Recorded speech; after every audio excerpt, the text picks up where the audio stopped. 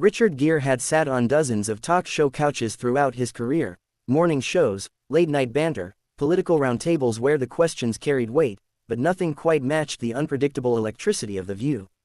The studio crackled with that familiar blend of excitement and unease as he stepped onto the stage, greeted by applause and a sea of smiling faces. But one smile was noticeably absent, Joy Behar's. She watched him with that unmistakable look, half amusement, half predatory curiosity, that told everyone she was already crafting her first blunt question. Gere settled into his seat, crossing one leg over the other in that calm, collected way that had defined him for decades. He offered a warm smile to the audience, waved slightly, and then faced the panel.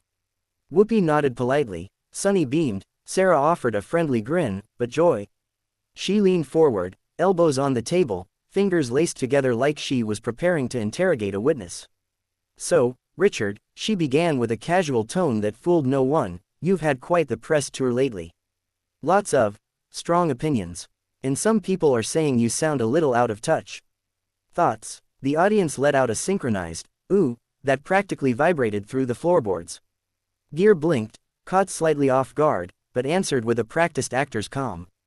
"Well, Joy," he said lightly, "everyone is entitled to their opinions. I speak from experience, that's all."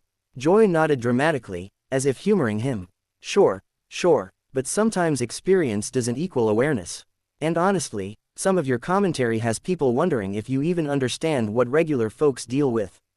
Gere's polite smile tightened, barely, but enough for the studio cameras to catch the shift.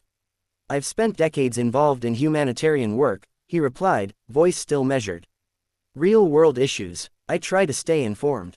Joy tilted her head, a smirk tugging at the corner of her mouth. "Oh, I know. You've reminded us, several times, on multiple shows." The audience laughed. The other hosts exchanged uneasy glances. It was entertainment, sure, but this wasn't the fun kind. It was the kind that made producers hover near their headsets, fingers poised for emergency commercial breaks. Gere's eyes narrowed slightly. "Are you implying that I shouldn't speak up?" "I'm implying," Joy answered bluntly, "that sometimes celebrities come across like they're lecturing everyone. And people get tired of that. You meditate your problems away. Most people can't." A sharper gasp spread through the room. That did it. Gere leaned forward, not aggressively, but with an unmistakable shift in energy, heat rising beneath his usually serene exterior. "You don't know anything about what I meditate away," he said, his voice low, controlled, but edged like steel. The reaction was instant. The audience inhaled sharply. Joy leaned back with a delighted expression, as though she had just poked a sleeping bear and gotten exactly the reaction she wanted. Sunny looked down at her cards. Sarah glanced at the cameras. Whoopi rubbed her forehead, the universal gesture of "here we go again." Joy raised her brows innocently. "Richard, sweetheart, you're the one losing it. I'm just asking questions." "I'm not losing it," Gere snapped, louder this time. The tension in his shoulders was visible even from the back row. "I'm responding to your constant needling." "Needling," Joy repeated, feigning shock. "Come on, I needle politicians. I needle people in power who deserve it. You're just an actor who once rescued a woman in a red dress. Relax." The audience erupted, half laughter, half disbelief. Even Whoopi winced. Gere opened his mouth to speak, but frustration replaced words. His jaw worked, his breath hitched, and then he stood abruptly. Chairs scraped, crew members froze. The studio pulsed with the kind of stunned silence that always precedes a viral moment. "Maybe," he said, voice tight, "I don't need to be here for this." He started walking off stage. One of the stage managers took a hesitant step forward, unsure if they should intervene or let the drama play itself out. Joy watched him go, completely unfazed. "I guess that's a yes," she quipped under her breath, but loud enough for the microphones to pick it up. The audience erupted, the noise mixing shock with amusement. Producers frantically gestured for a commercial break. The screen abruptly faded out. But the internet didn't need the rest of the episode. The clip, 38 seconds of escalating tension, ending with Gere storming off in rare fury, had already been captured by 3 different audience members. By the time the commercials ended, the moment was already halfway across social media, igniting a firestorm that no one at The View could have predicted. Backstage, Richard Gere moved with the restless energy of someone who wasn't quite sure whether he regretted his outburst or felt justified by it. He paced the narrow hallway behind the set, his footsteps echoing sharply, every breath tight in his chest. His palms were still warm from adrenaline, and the echo of Joy's jabs replayed in his head like a looping soundtrack he desperately wanted to mute. The studio crew buzzed around him, whispering behind clipboards, exchanging looks that were equal parts sympathy and, did that just happen on live TV? A young producer, pale with stress, approached him cautiously, like he was a startled horse. "Mr. Gere, are you doing all right?" He stopped pacing and exhaled hard. "I'm frustrated," he admitted. "I shouldn't have reacted like that. I know better. I really do." He pressed his fingers against his forehead, rubbing the tension that had gathered there. But she kept poking, and it was too much. The producer nodded. "Joy's intense," she said carefully. "It's part of her style." "Style?" Gere echoed with a humorless laugh. "Feels more like combat." Meanwhile, on stage, the aftermath was unfolding live. The panel returned from break with the kind of frozen smiles talk show hosts used when trying to convince audiences that absolutely nothing chaotic had just happened. Whoopi took the reins. "Well," she said, tapping the table lightly, "live TV, folks. Never boring." The audience laughed, but it carried the lingering edge of what they had just witnessed. Joy, sipping from her mug like it was a calm morning at home, shrugged. "I don't know what got into him," she said casually. "I asked a question. It wasn't that deep." Sunny shifted uncomfortably, offering a gentle, diplomatic take. "Sometimes people are under a lot of pressure. Emotions run high. Or," Joy teased, "they run away." The audience burst into laughter, and the show flowed on, but the internet wasn't waiting for explanations, context, or nuance. Clips of Gere storming off flooded social media within minutes. Some users defended him, praising him for standing up for himself. Others sided with Joy, saying he couldn't handle tough questions. Think pieces sprang up across entertainment blogs.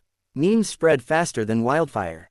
Hashtags began trending internationally. By lunchtime, the incident wasn't just a moment. It was the moment. Backstage, Gere tried to collect himself. He took a seat on a folding chair, elbows resting on his knees, eyes staring at the floor. He wasn't angry anymore, he was disappointed. Mostly in himself. A staffer approached him with a tablet. "Richard, your team wants to know if they should prepare a statement." He sighed, rubbing his face. "God, I didn't come here to go viral for losing my temper." "Joy's still talking about it on air," the staffer added hesitantly. "Of course she is." When the taping finally wrapped, the hallway filled with movement as the co-hosts exited the set. Joy was the last one out, strolling with the relaxed confidence of someone who had done nothing more provocative than discuss her favorite breakfast cereal. She spotted Gere immediately. "Oh," she said, stopping a few feet from him. "There you are." Gere slowly stood. "Joy, you okay?" she asked lightly, as though she genuinely expected a simple yes. He studied her. Was she being sincere, sarcastic, mocking? With Joy, everything came in shades. "I'm fine," he said carefully.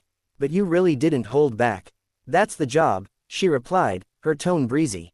"I ask what people are thinking. You ask to provoke," Gere countered.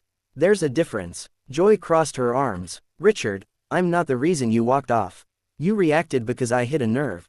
He opened his mouth to argue but realized she wasn't fully wrong. That irritated him even more. "You went for soft spots," he said. "You knew exactly what you were doing." Joy paused, and for a moment her expression softened, just a fraction. "Look," she said, "I poke everybody. It's not personal." It felt personal. She shrugged. Sometimes the truth feels that way. The conversation hung in the air between them, suspended and unresolved. Eventually, Joy gave a small nod. "Anyway, you'll be trending all week." "You're welcome." Gere laughed despite himself, a short, incredulous sound. "That's not the kind of publicity I want." "Sometimes," she replied, walking past him, "we don't get to choose the kind we get." After she left, the hallway felt too quiet. Gere sat back down, his mind racing. By evening, he agreed to release a short statement, measured, calm, apologizing for allowing emotion to override professionalism, while gently noting the exchange had become more heated than expected. Joy responded the next day on air with a playful, "We love Richard. We just woke him up a little." The audience laughed, and the moment became another addition to the show's long catalog of chaotic, memorable clashes. But online, the debate raged for days. Some praised Gere for standing up for himself. Others applauded Joy's fearless interviewing style. Someone created a remix of Gere's walk-off set to dramatic music. Someone else edited Joy's smirk into cinematic slow motion. The incident escaped the confines of daytime TV and entered pop culture lore. And in the center of it all, Richard Gere, who simply wanted to discuss his new project, but instead found himself part of the latest unpredictable, explosive, and unforgettable moment in The View's history.